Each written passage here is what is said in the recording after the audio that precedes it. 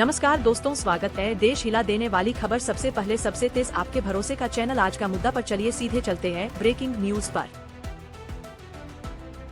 महाराष्ट्र की राजनीति में ऐतिहासिक मोड़ तब आया जब सुनेत्रा पवार ने राज्य की पहली महिला उप मुख्यमंत्री के रूप में शपथ ली। अजित पवार गुट की बैठक के बाद यह फैसला हुआ और प्रधानमंत्री मोदी ने उन्हें बधाई दी। एनसीपी विधायक दल की अहम बैठक में सर्वसम्मति से सुनेत्रा पवार को नेता चुना गया। अजित पवार के निधन के बाद पार्टी में बड़ा नेतृत्व परिवर्तन देखा जा रहा है, जिससे राज्य की सियासत गरमा गई है।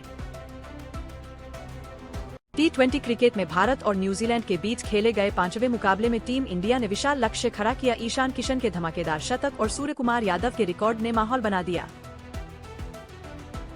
सूर्यकुमार यादव ने इस मैच में T20 इंटरनेशनल क्रिकेट में बड़ा रिकॉर्ड अपने नाम किया। वह रोहित शर्मा और विराट कोहली के ऐतिहासिक आंकड़े से बेहद करीब पहुंच गए, जिससे फैंस में उत्साह चरम पर है। ऑस्ट्रेलियन ओपन 2026 में एलिना रिबाकिना ने दुनिया की दिग्गज खिलाड़ी अरीना सबालेंका को हराकर अपना पहला खिताब जीत लिया। महिला टेनिस में यह मुकाबला ऐतिहासिक माना जा रहा है। पुरुष वर्ग में नोवाक जोकोविच ने एक बार फिर इतिहास रचते हुए नया कीर्तिमान स्थापित किया। ऑस्ट्रेलियन ओपन में उनकी जीत ने उन्हें टेनिस इतिहास के सबसे महान खिलाड़ियों में और मजबूत किया। सुप्रीम कोर्ट ने UGC promotion of equity in higher education institutions regulations 2026 पर रोक लगा दी। कोर्ट ने कहा कि सामाजिक समानता से जुड़े नियमों में कई व्यावहारिक खामियां हैं। बजट 2026 को लेकर उत्तर प्रदेश के लिए बड़ी उम्मीदें जताई जा रही है। राज्य को 4,10,000 करोड़ से ज्यादा मिलने की संभावना है। साथ ही अलग अलग सेक्टर के लिए नई मांग रखी गई है। घरेलू बाजार में सोने और चांदी की कीमतों में बड़ी गिरावट दर्ज की गई है। विशेषज्ञों का कहना है कि वैश्विक बाजार के दबाव से सोना 1,50,000 से नीचे जा सकता है। ईरान में हालात बेहद तनावपूर्ण बने हुए हैं। तेहरान से लेकर तबरीज तक 10 शहरों में धमाकों की खबर है, जिसके बाद सेना ने सख्त रुख अपनाया है और हाई अलर्ट जारी कर दिया गया है। कश्मीर घाटी में एक बार फिर सनसनी फैल गई है। टीआरएफ की धमकी के बाद सुरक्षा एजेंसियां सतर्क है। ईएफएसआईएस के निदेशक जुनैद कुरैशी ने साफ कहा है कि वे सच बोलते रहेंगे। भारत पोस्ट जीडीएस भर्ती 2026 के लिए आज से रजिस्ट्रेशन शुरू हो गया है। कुल 28,740 पदों पर भर्ती होगी, जिससे युवाओं में जबरदस्त उत्साह देखा जा रहा है। पाकिस्तान के बलूचिस्तान प्रांत में हालात बिगड़ते जा रहे हैं। बलोच विद्रोहियों ने बड़ा हमला किया है, जिससे सुरक्षा बलों में हड़कंप मचा हुआ है और इलाके में ऑपरेशन तेज कर दिया गया है। अमेरिका में एक बार फिर सरकारी शटडाउन की स्थिति बन गई है। 31 जनवरी से नया शटडाउन शुरू होने जा रहा है, जिसका असर प्रशासनिक कामकाज और वैश्विक बाजारों पर भी पड़ सकता है। मध्य प्रदेश सरकार ने कैंसर मरीजों के लिए आधुनिक उपचार सुविधाएं शुरू करने का ऐलान किया है। मुख्यमंत्री मोहन यादव ने कहा कि राज्य में स्वास्थ्य सेवाओं को नई मजबूती दी जाएगी।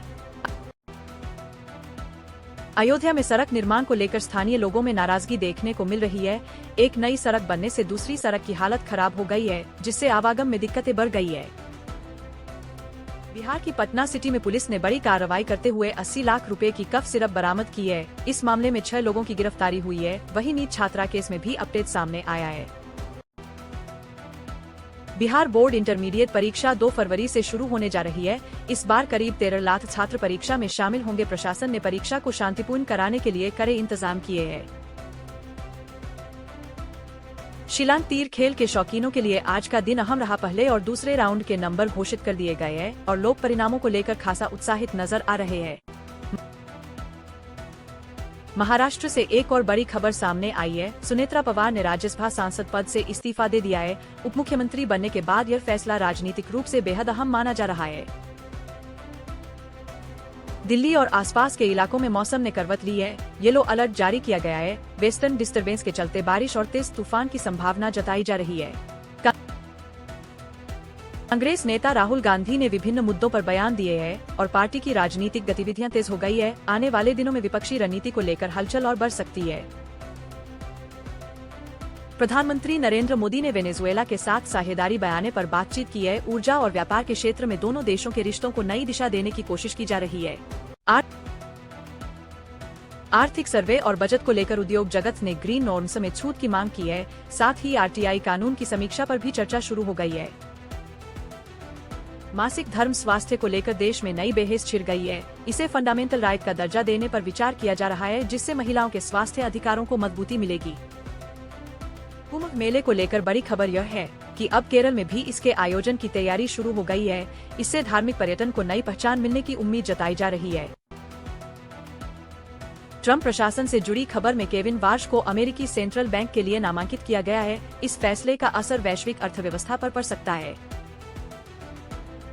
न्यू स्टार्ट ट्रीटी को लेकर चिंता बढ़ गई है। अमेरिका और रूस के बीच आर्म्स कंट्रोल समझौता खत्म होने वाला है, जिससे वैश्विक सुरक्षा संतुलन प्रभावित हो सकता है।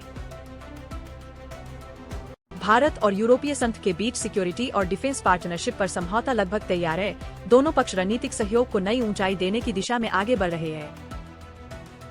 31 जनवरी को फिफ्थ सैटरडे होने के कारण कई जगह बैंक बंद रहने वाले हैं। वहीं ग्लोबल ट्रेड टेंशन के चलते बाजार प्रभावित है और भारत में रुपया कमजोर नजर आ रहा है।